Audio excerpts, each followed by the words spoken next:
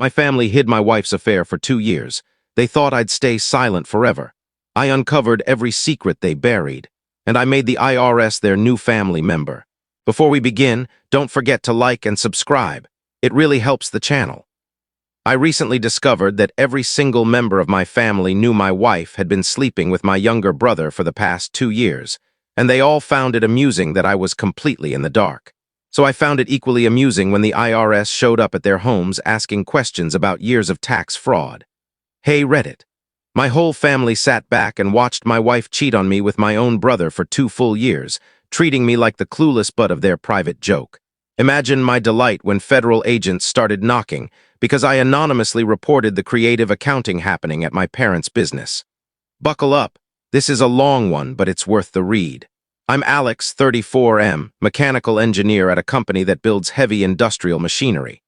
Steady job, good money, consistent raises, healthy 401k. The kind of reliable, boring career that somehow made me the designated responsible adult in the family. My wife Sarah, 32F, was a dental hygienist. We met through friends when I was 26, dated 2 years, and had a beautiful outdoor wedding her parents generously paid for. On paper, everything looked perfect. Attractive spouse, solid careers, shared goals of kids, and a house with a yard someday, classic suburban checklist. Then there's my brother Mason, 29M, total opposite of me. Charismatic, life of the party, personal trainer at a high-end gym where wealthy clients pay him to scream motivation at them. Never kept a girlfriend longer than a few months, always claiming he wasn't ready to settle down. My parents, Mark and Diane, live 20 minutes away. Dad owns a small accounting firm, just him and 2 staff handling local businesses and individual tax returns. Mom does the books and admin. 30 years in the game, comfortable lifestyle, always happy to help relatives with a little cash when needed. I'm the oldest of 3. Mason is the middle kid, and our younger sister Chloe, 26F, works in fundraising and grant writing for a nonprofit. Growing up, we were tight. Sunday dinner at Mom and Dad's was non-negotiable. Everyone came, everyone laughed, tons of inside jokes. I genuinely thought we had a great family. Turns out I was the inside joke for 2 straight years. The truth exploded 3 months ago. I was home with a brutal stomach bug, camped out on the couch feeling like death. Sarah told me she was heading to her weekly book club with the girls, same routine every Thursday night. Wine, gossip, and supposedly discussing some bestseller. Around 8 p.m. my phone lit up. Text from my friend Ryan, "Bro, isn't that Sarah?" Attached was a photo from a downtown restaurant, Sarah and Mason in a cozy booth, her hand resting on his, both of them laughing like teenagers on a date. The body language screamed couple, not siblings-in-law. My stomach flipped for a completely different reason. I called Ryan instantly. He'd been picking up food with his girlfriend and couldn't believe what he was seeing. Said he debated even sending the picture but figured I deserved to know. I thanked him, then stared at my phone in shock for a solid 20 minutes, praying there was some innocent explanation. Called Sarah, voicemail.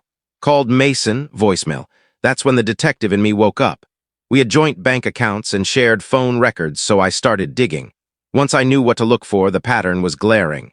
Every single Thursday book club night for the past 8 months showed charges at restaurants far from her friends' houses. Sometimes hotels. Always on Mason's one consistent day off from the gym.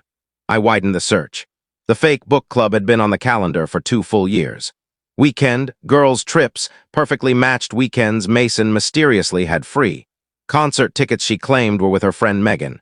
2 tickets charged, always on a Thursday or the following Friday. 2 years of deception while I worked late Thursdays finishing project deadlines. Then I did something that made me want to throw up. I opened old family photos from the last 2 years and actually studied them. The way Mason and Sarah stood a little too close. The smirks at Thanksgiving when they thought no one was watching. The quick errands, they'd run together during family parties and come back 30 minutes later looking flushed. My entire family knew. You could see it in every single picture once your eyes were open. Sarah walked in around 11 p.m., cheerful as ever. "Hey babe, feeling any better?" she asked, tossing her keys on the counter like this was just another normal night. "Where were you?" I asked, voice ice cold. "Book club, same as always. We finished that new thriller everyone's talking about." "Funny. Ryan saw you at Marcello's with Mason. Want to try again?" Her face went white. She opened her mouth, closed it, then stammered something about bumping into him and deciding to grab a quick bite. I opened my laptop and turned the screen toward her. A spreadsheet with 2 years of charges, dates, locations, cross-referenced with Mason's Instagram posts from the same cities on the same weekends. "How long?" I asked. She started crying. "Alex, please, I can explain." "How?" "Long, 2 years," she whispered. "But it's not what you think. We never planned it. It just... Get out. Pack a bag and leave. I don't care where you go. Just get out of my house." She tried begging, explaining, saying she still loved me, that we could fix this. I repeated myself until she finally left around midnight. I didn't sleep. Instead, I did the smartest thing I've done in years. I called a lawyer before I called a single family member. I already knew a good attorney, Greg, who'd helped with the house closing. Left him a detailed voicemail and asked for the earliest possible appointment. Then I texted my parents. "Need to speak to you both tomorrow. Important." "Just you two," Mom texted back instantly. "Everything okay, honey?" "No, I'll explain tomorrow." Next morning, I dragged myself to work, warned my boss I might need sudden time off for personal reasons. He told me to take whatever I needed. Met Greg over lunch, laid out every piece of evidence. He confirmed I had ironclad grounds for a fault-based divorce if I wanted it. "Question is," he said, "do you want to reconcile or are you finished?" "Finished," he nodded. "Then we move fast." That evening, I drove to my parents' place right as Dad was getting home from the office and Mom was starting dinner, perfect timing to ruin their night. They greeted me with worried faces. Mom went in for a hug. I stepped back. We sat in the living room. Dad muted the baseball game. Mom perched on the edge of the couch like she was bracing for impact. "Sarah has been sleeping with Mason for 2 years, I said, no preamble. Dad tried to look shocked and failed miserably. Mom looked like a kid caught stealing, pure guilt. "Sweetie," Mom started. "How did you find out?" Not denial, not horror, just how did you find out? "You knew," I said. It wasn't a question. They exchanged that look, the one that confirmed every suspicion I'd had for the last 24 hours. "Trevor," Dad began. "You knew my wife was having an affair with my brother and you didn't think to mention it." My voice stayed eerily calm. "How long?" I asked. Another guilty silence, then Mom whispered, "About a year." "Mason told us he was seeing someone seriously," Dad said. "Then we saw them together one Sunday when you were away for work. We confronted them. They swore they were ending it and begged us not to tell you. So for an entire year you watched me bring my cheating wife to Sunday dinner, watched her and Mason pretend nothing was going on, and you said nothing." "We thought they would handle it," Mom said weakly. "We didn't want to destroy your marriage." I almost laughed. "So you let them destroy it slowly instead because that was more comfortable for everyone." "Does Chloe know?" I asked, more silence. "Everyone knew," I said. "Every Sunday dinner for a year, everyone sitting around the table knowing I was being betrayed under my own roof, and you all just, what, found it funny?" "Of course not," Mom cried. "Then why didn't a single person tell me?" Dad shifted. "Family dynamics are complicated." I stood up. "I'm done here. I'm divorcing Sarah. I no longer have a brother. And I'm not sure I have parents either." Mom followed me to the door sobbing about understanding my anger, needing time, keeping the family together. "Family together?" I repeated. "You watched your family get torn apart because no one had the spine to open their mouth." I left. Over the weekend, Greg filed the papers. Sarah was served at her parents' house. She blew up my phone crying, begging for a chance to explain in person. I told her to contact my lawyer and blocked her. Mason tried calling. Blocked. Chloe tried texting. Ignored. Sunday dinner came and went. I didn't show. Got a flood of "where are you?" texts from the whole family. Ignored everyone. Monday morning, Chloe showed up at my door before work, looking like she hadn't slept in days. I almost didn't let her in, but she wouldn't stop knocking. She collapsed on my couch and immediately started bawling. "I'm so sorry, Alex. I wanted to tell you so many times." "I almost did, I swear." "How long have you known?" "Since the very beginning," she admitted through tears. 2 years ago, I saw them at a movie when you were at that conference in Chicago. I confronted Mason that night. He made me promise not to say anything because he swore he was ending it. 2 years. My little sister knew for the entire duration and stayed silent.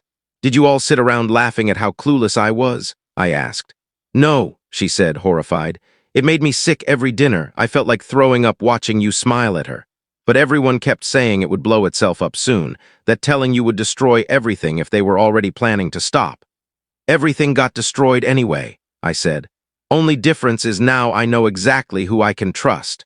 Turns out the answer is no one. She tried to explain more, but I'd heard enough. I asked her to leave. The next weeks were a blur of divorce paperwork and total radio silence from me. Sarah tried everything, showing up at my office, long emails, even getting her mom to call. I stayed ice cold and let Greg handle all communication. Mason showed up one night banging on my door for 10 minutes, yelling that we needed to talk like men. "You slept with my wife for 2 years?" I shouted through the door. "There's nothing to talk about. It just happened," he yelled back. "We never meant to hurt you." I told him to leave or I was calling the police. He eventually stormed off, kicking over my trash cans on the way out. My parents left voicemails every few days, awkward messages hoping I was doing okay and understood they needed time too. I never called back. And then, because the universe apparently has a sense of humor, I remembered something beautiful. Dad's small accounting firm had been doing some extremely creative things with certain relatives' taxes for years. Writing off personal expenses as business costs, underreporting cash income from side clients, the usual family business tricks. I'd always look the other way because, well, family. But betrayal cuts both ways. So I gathered every document I had access to, made copies of years of questionable returns I'd seen growing up, and submitted a very detailed, very anonymous whistleblower report to the IRS. 3 weeks later, I started getting panicked group texts from the family chat that I'd never left just muted. "Anyone else get a letter from the IRS? Dad, what the hell is going on? Alex, call me right now." I screenshotted the chaos, turned my phone off, poured myself a whiskey, and laughed for the first time in months. They thought watching me get humiliated for 2 years was funny. I figured turnabout is fair play. Some families do game nights. Mine does federal investigations, still not speaking to any of them. Divorce is moving forward smoothly. I sleep like a baby knowing karma sometimes wears a government badge. They kept leaving messages saying they'd be there whenever I felt ready to speak again. What they never grasped was that I would never feel ready. They had already made their real choice the moment they decided shielding Dylan's 2-year affair mattered more than sparing their other son from total humiliation. Roughly 6 weeks into the total freeze-out, an envelope showed up in my mailbox. The invitation to my parents' huge annual 4th of July cookout. The one they hosted every summer for cousins, aunts, uncles, neighbors, the whole neighborhood. Tucked inside was a handwritten note in Mom's cursive. "Please be there. We miss you so much. The day won't feel right without you. Love, Mom." I stared at that card for a long time. One side of me wanted to toss it straight in the trash and keep the silence going. The other side had a much darker, much more satisfying plan. Here's something nobody in my family realized I'd been doing during those 6 weeks of radio silence. I hadn't just been licking my wounds and signing divorce papers. I had been quietly combing through every single financial record I could reach from Dad's accounting business. Remember how I said Dad owns a small tax and bookkeeping firm? Accountants who manage other people's money keep ridiculously thorough documentation, including for their own operation. Dad never trusted the cloud, so he kept full local backups of everything in the house. Years ago, when he was switching from paper files to digital, I was the one who built his entire home network, set up the shared drives, and created the master password. He never bothered changing it. Yes, I know, technically accessing someone else's system without new permission isn't exactly legal. At that point, I was way past worrying about technicalities. What I discovered was pure gold. Dad's firm had roughly 40 regular small business clients, restaurants, boutiques, a couple of doctor offices, the usual mom-and-pop places that can't afford a giant corporate firm. On the surface, everything looked clean and legitimate, except it wasn't. For at least 15 of those clients, he was running a textbook cash skimming operation. These were cash-heavy businesses, pizza shops, bars, nail salons. Dad helped them hide 30 to 40% of their cash receipts, keep it completely off the books, and dodge the taxes. In return, he took a fat cut, usually 20% of whatever they saved. The files spelled it all out in black and white. Side-by-side spreadsheets of real revenue versus reported revenue, coded notes about cash envelope drops, split payment schedules, everything the IRS dreams of finding. Even better or worse, depending on whose side you're on, a bunch of those clients were blood relatives. Uncle Tommy's 3 pizza restaurants, Aunt Rachel's catering company, Uncle Kenneth's used car lot, a construction outfit owned by my cousin. The entire extended family was tangled up in the same fraud ring, all funneled through Dad's office. I'm an engineer, not a CPA, but I know how to reverse engineer a system. For 3 straight weeks, I cataloged every file, built timelines, cross-referenced bank deposits, and packaged it all into one airtight, easy-to-follow whistleblower submission. Multiple encrypted backups, detailed cover letter, ready to go. Then I RSVP'd yes to the barbecue. The party was exactly like every other year. Backyard packed, kids running around, classic rock playing, smell of charcoal everywhere. Kelly wasn't invited, thank God, but Dylan was holding court near the grill, charming the neighbors like nothing had happened. The second I stepped through the gate, the place went quiet. People stared like I'd risen from the dead. Mom practically sprinted over, eyes shining with hope, arms open for a hug. I sidestepped. "So glad you came," she whispered. "This is the first step toward healing." "Yeah," I said. "Let's talk about healing." I walked straight to Dad and Uncle Tommy at the grill. Dylan saw me coming and the smirk died on his face. "Trevor," Dad said cautiously, "good to see you, son. Need to borrow you and Uncle Tommy for 5 minutes," I said loudly enough for nearby cousins to hear. "Business thing, inside." Dad looked puzzled but followed. Tommy trailed behind, wiping his hands on a towel, probably thinking I needed tax advice. The second the office door clicked shut, I pulled out my phone.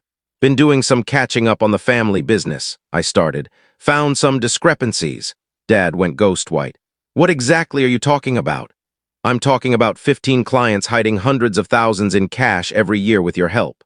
"Uncle Tommy, care to explain why Johnny's Pizza on 5th reported 60 grand less last year than the real numbers in Dad's private folder?" Tommy looked like he was about to faint. "I have it all," I continued.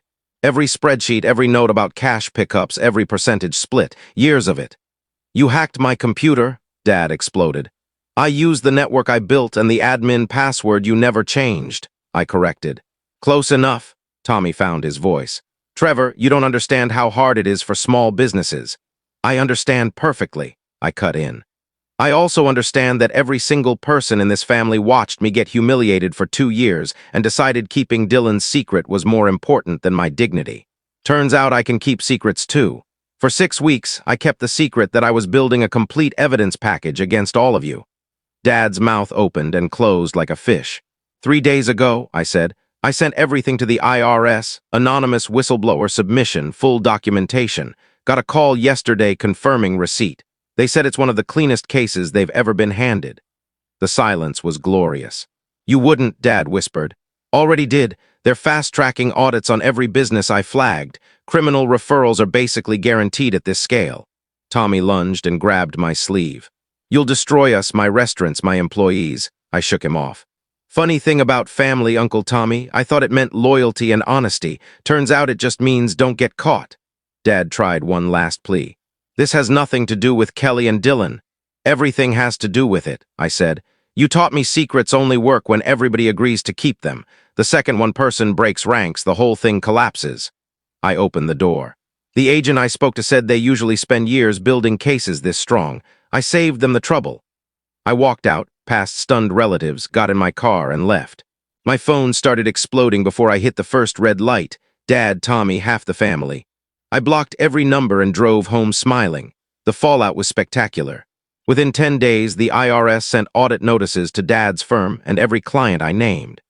2 weeks later, federal agents executed search warrants, seized computers, boxes of files, the works. Dad's office is basically a ghost town now. Half his innocent clients fled the second the news broke.